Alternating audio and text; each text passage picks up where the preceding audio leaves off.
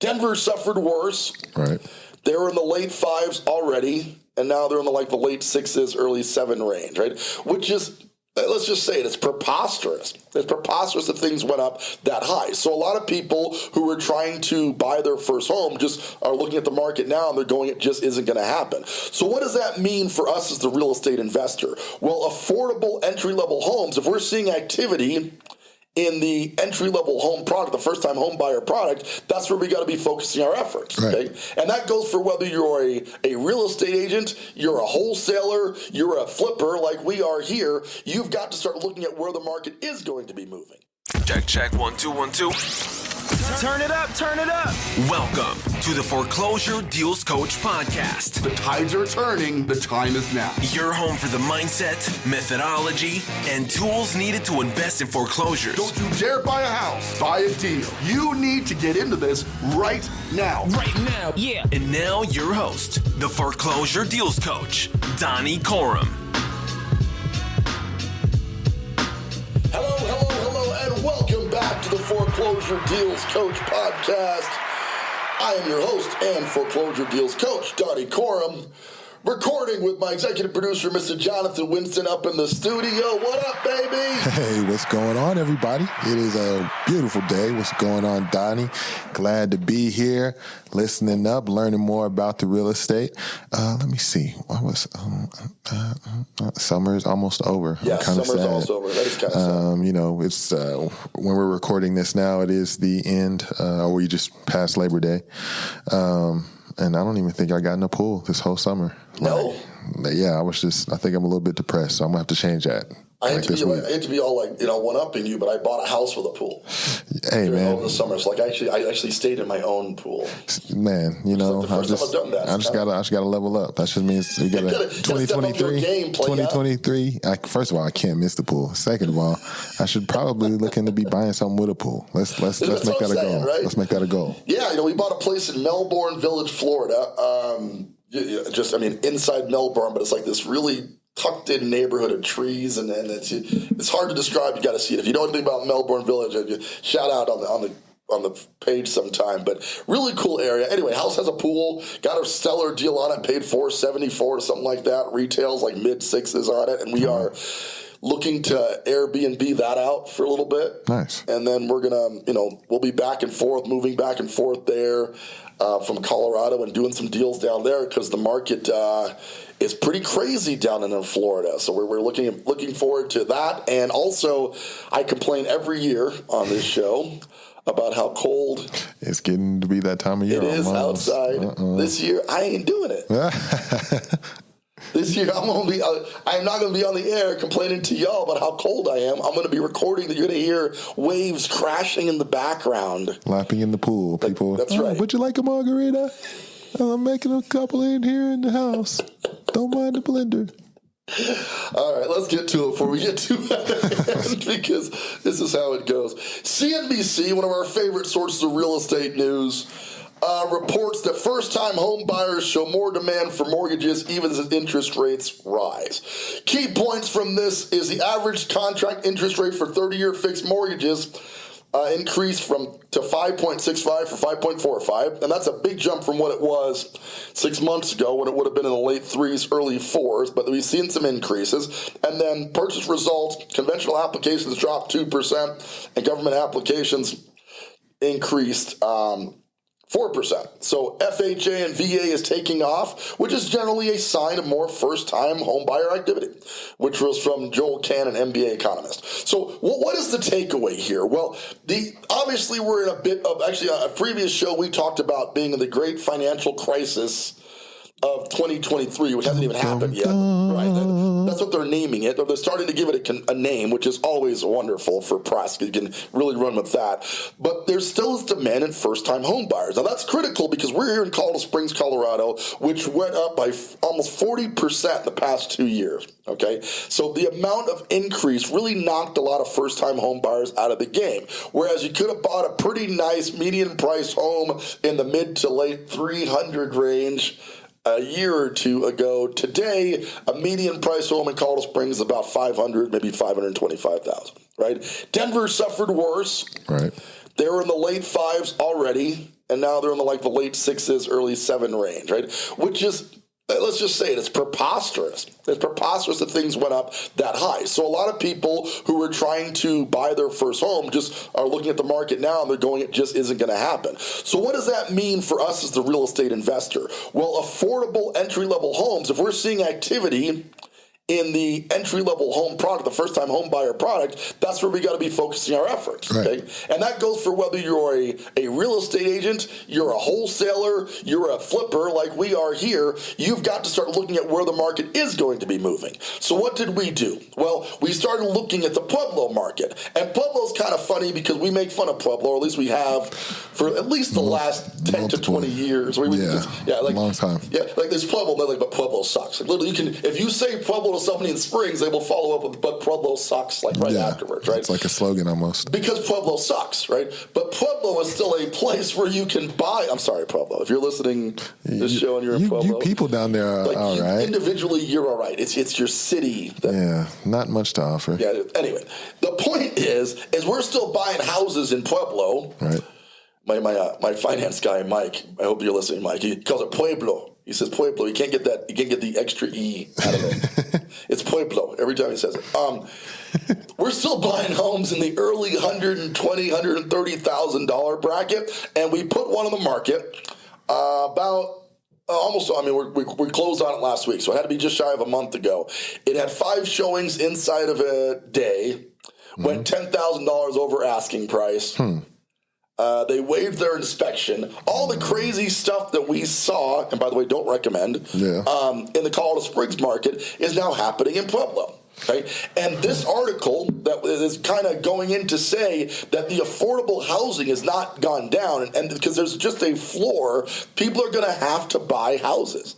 Right? You can't go below a certain amount to get a property. People have to buy. Otherwise, we just have a whole market of renters, and that would take out the ability to build houses. Our entire economy is driven by home buying. If you haven't noticed, the federal government has made their full-time job promoting and maintaining housing. Ever since the 1960s, even before that, but the FHA was invested in the 1960s because at the time, before the FHA, it was 20% down for you to buy a house. Well, when houses were going for 40 or 50 grand, that was painful. Yeah, but but it was doable. You could put $10,000 together, right? Figure it out. When houses started to go to 300 and 400 grand, that 20% got painful. So the FHA stepped in and they made it so you could put a 3.5%. Well, it's actually a 3% down payment. Then Bush got involved. He decided that we wanted to protect housing by increasing it's a long story, but it went from 3 to 3.5, which was a total waste of time, and it made calculating the down payment substantially harder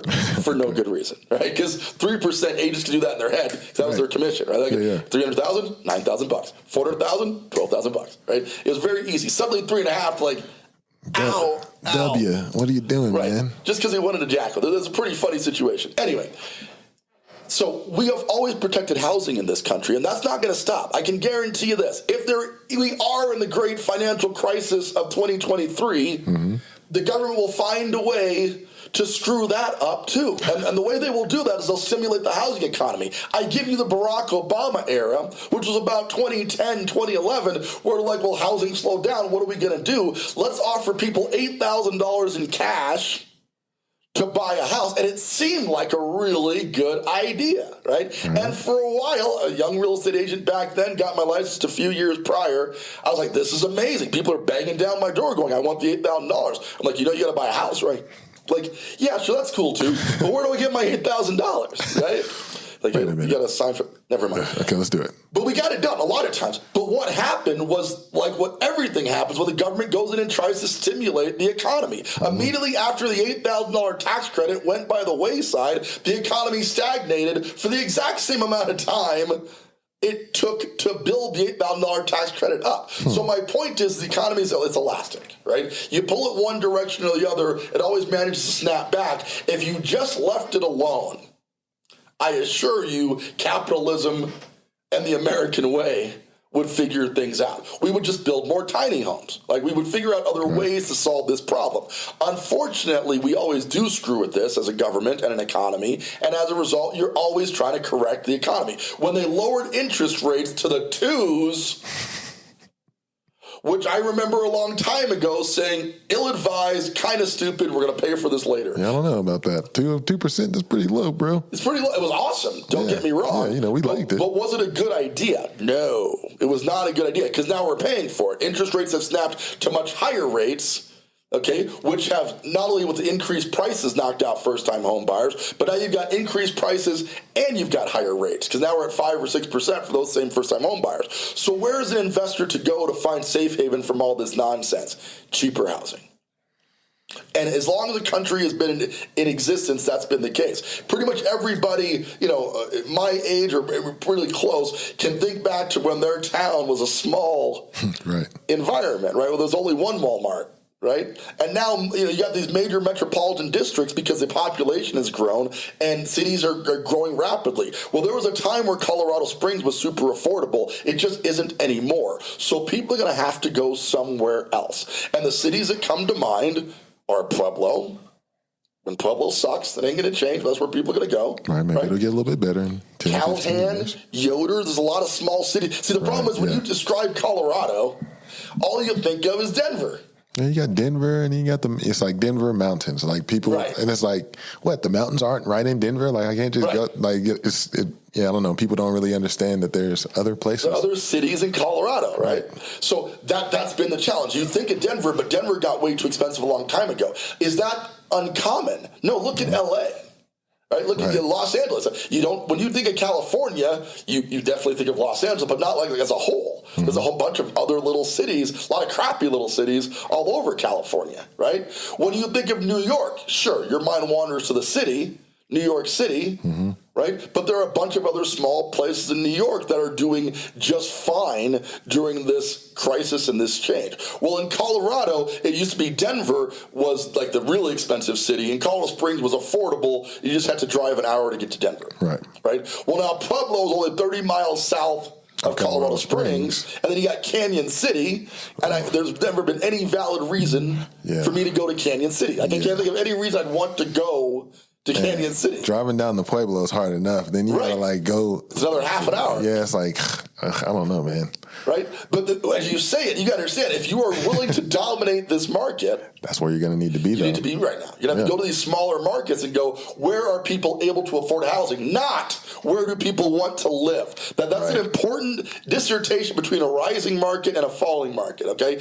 In times of amazingness, pretty much everybody, myself included, wants to live in the heart of downtown Denver. Right? I lived in the Spire building on the 14th Street. I had the convention center there. At the time, it was the Pepsi Center. Now it's the Ball Arena. And all the sports, all the music, everything I wanted in one central location. But it was expensive to live there.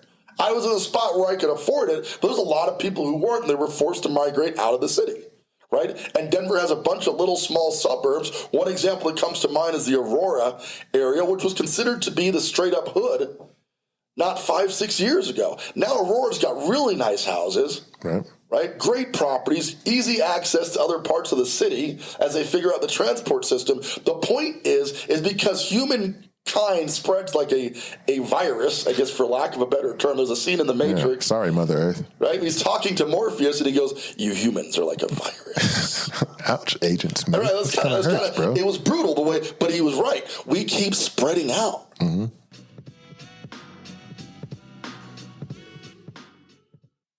Hi, this is Donnie Corum, your foreclosure deals coach.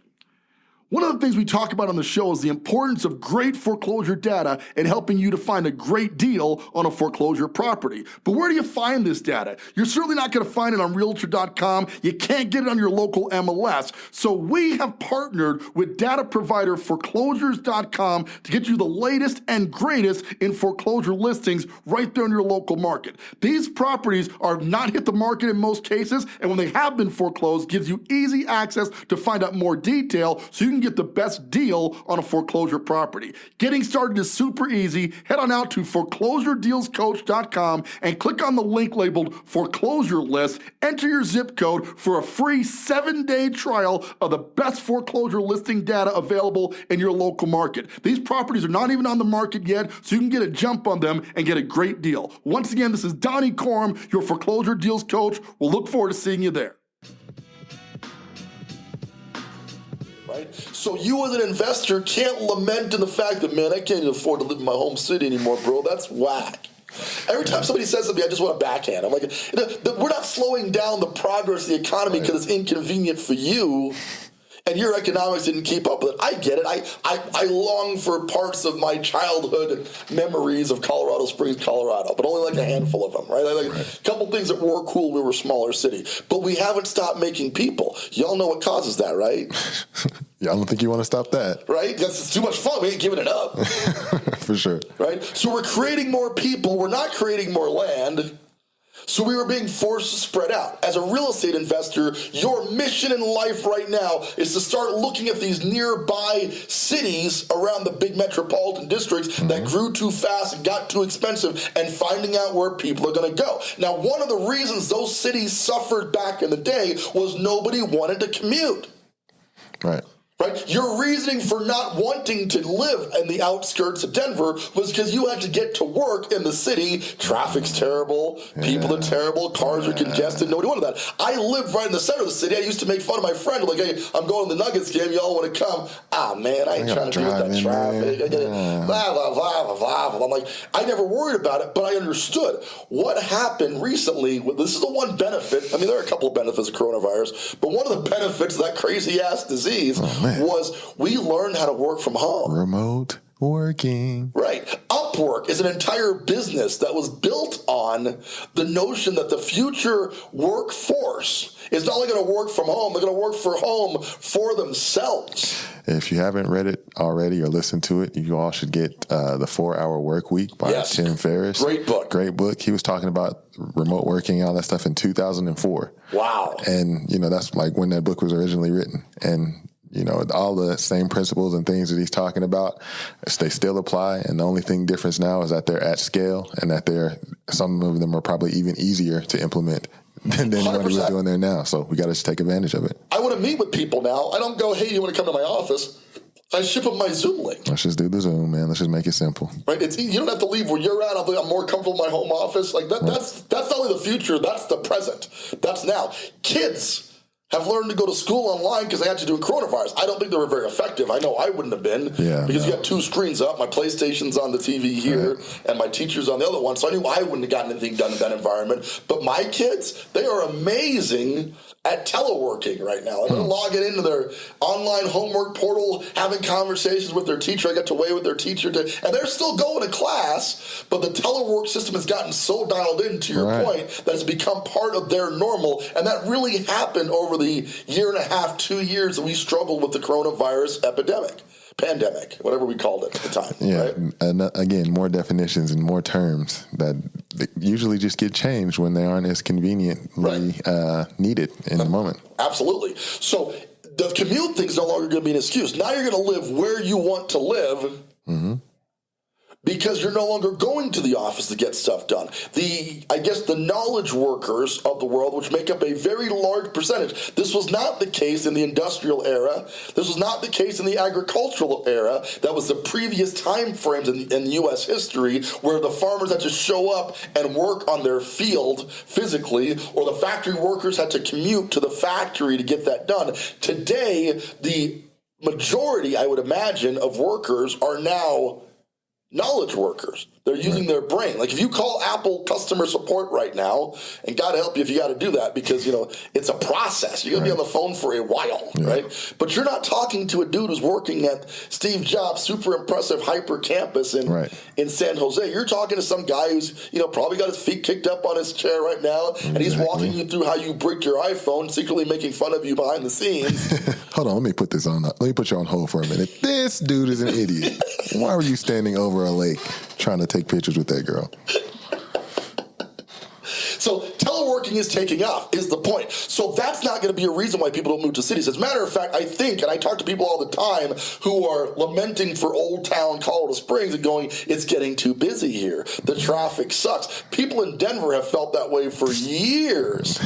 It was quite the culture shock coming from Oklahoma to Denver. I would imagine. With just the traffic alone.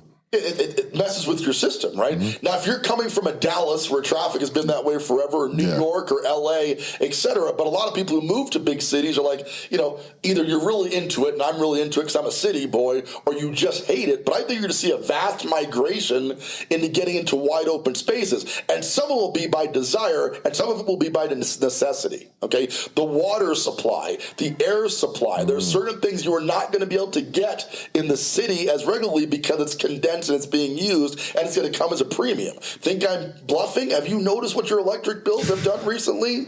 You've been keeping track of your water bill over the last couple of years? All the way up. All the way up, right? So the cost of these things is going to go up. So what's the solution there? Cost of living may require moving to more rural districts. You got to get in front of this, man. You got to decide it's happening anyway. Pueblo's not going to stop sucking anytime soon. But what you can do is invest in the markets that you would have not contemplated investing in the past. And that's fearful because it adds to your commute. As an investor, you got to go see these properties. You're going to be driving for dollars a lot more. You're just going to be driving farther for dollars than you ever have in the past. Right? And that's going to change because you can call more effectively than you can drive there. You can do Google Maps, and you can walk through the property's neighborhood without ever going to the property. There are ways you can supplement that using technology, but understand that if you're going to invest in the long-term future of real estate, you're going to want to get out in front of this and start getting to these feeder markets, because this whole purpose of this was that first-time home buyers haven't gone anywhere. Okay, they are still looking at the market right now and going, well, rates are up, prices are up. I may need to start looking at $250,000 properties, right? Because that's all I can afford. Right. Instead of $400,000 or $500,000 properties in the city that I work or I'm from in. And if you're providing here's the other upside of these little cities, they got crappier houses, right? Pueblo sucks because they got crappy houses, right? Turn of the century, weren't built very well back then. Right? So you're coming in, you're refreshing those properties, you're making them a better place to live, you're modernizing them. And listen, the tech package is going to get way more important to this generation, right? Exactly. With the remote working, you got to be able to have a house that supports that. 100%. So internet's got to be spot on, right? There's no need to put Ethernet throughout the house anymore because you've got Wi-Fi as a pretty solid medium, right? But you're going to want to slap the Ring doorbells on there. You want to put the cameras up. The tech packages cost pennies on the dollar compared to what they used to cost to buy, much less install, which you can basically do yourself. This is going to be your value proposition to your first-time home buyer. Not only am I selling you a house you can actually afford, but it's got a lot of the amenities that the more expensive houses don't have. Right? Your Ring doorbell's already installed. Your Wi-Fi enabled lock is already on there. Your Nest thermostat you control from your phone. This generation really wants that. Right? When you're buying a car right now, are you focusing on the miles per gallon anymore, or are you focusing on the navigation system in the phone? Man, you probably need that navigation system, and if not, you're focusing on the charge ports that are available or in your area. 100%, right? Tesla built an entire car around a technology platform, right? The car itself is awesome, but the technology that went into that car, autopilot, massive like iPad level screens on the dash, right? That's what changed the game for Tesla, was the tech package. The same will apply to housing. There's a lot of technology that houses are going to need to be retrofitted with just to stay current. Okay? Can you imagine, well, some of you can, but can you imagine a life without a cell phone? Right? Well, that's the same thing that's going to apply to life without a Ring doorbell here in the next generation. What do you mean you can't see your front door right now? Right? Don't you need to know who's at your house? Right. Are you crazy? You don't have a camera on your house yet? Right? These first-time home buyers are going to expect that. So you've got to provide those parts of the house. And what you'd be shocked is a moderate remodel on a fully teched out house will get a better result than a fully remodeled house that doesn't have the tech package. Right? So focus your energies on other places, because the first-time home buyers are going to dictate the market. The old population, the homeowners who've had homes for years, they're going to stay put a lot more. And we're seeing that in the Florida market right now. We got a lot of old people out there. God bless you. But the average age of a resident in Melbourne, Florida is like 63 years old. Oh, wow. So those people are going to die. And I don't mean to be mean, they just are. And when they die, they're going to leave behind antiquated, outdated, untech homes that it's going to be very easy to swoop in and go, well, the tech package is easy, but then you got to do what we confectionally call the Apple theme, the gray walls, the white trim, right? You're going to modernize the look. You're going to put the white cabinets in because oak went out a long time ago, or whatever happens to be modern at the time. We're seeing a lot of blue cabinets. Right. The point is you're going to be able to take those homes and give them a new, fresh coat of paint, a new, fresh look, and a technology package very cost effectively, and first-time homebuyers are going to beat down your door to get there. But first, you got to source these deals. You got to know where to buy these deals, where to go to get them, and to get started on that, you're going to get a copy of the book, The Hidden Foreclosure Deals Market. Easy to access. Go to foreclosuredealscoach.com, download the book, join our mailing list. Let's talk about where you can find deals right there in your local market, and then our 5F of foreclosure investing system to help you walk through the find, the fund, the fix, the flip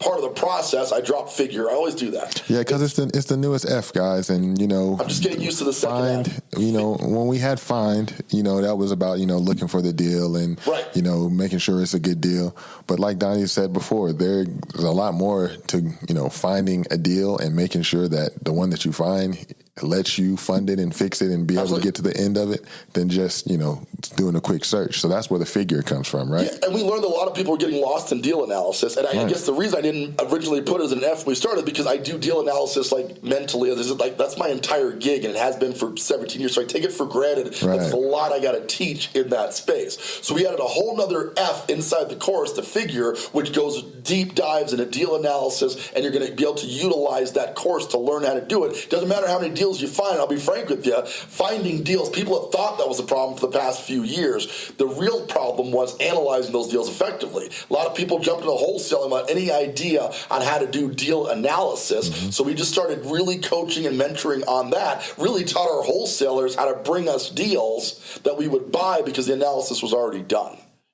But you need certain tools for that. We love using Privy to do our deal analysis or the MLS, but you got to get signed up with these things. And I would just recommend you get coaching and mentorship and guidance to really take advantage of the market that's coming up. What you're going to pay for coaching, you will double or triple or quadruple quickly in a market where we're heading to right now. The time is now. The market is changing before our eyes, and the first-time home buyers are coming back. That was my favorite people to sell to because they're excited about everything. Right. They're just excited that they're getting a house. I remember being a first-time home buyer. Cater to those people with less expensive houses in more affordable markets, and you're going to make a lot of money creating new markets as opposed to waiting for the market to settle down and hit the bottom so you can buy back in your local market. Mm-hmm. Don't wait. You ain't going to make it. Now's the time to get involved. With that, that's our show for today. My name is Donnie Corum. I'm your foreclosure deals coach, thanking you each and every week for tuning in and learning more about the real estate investing market and reminding you now and always, don't buy a house, baby. Buy a deal. Want more of the Foreclosure Deals Coach? Like our Facebook page, Foreclosure Deals Coach, for the latest in real estate and foreclosure investing. Become a part of our community. Search Foreclosure Deals Coach on Facebook to join today.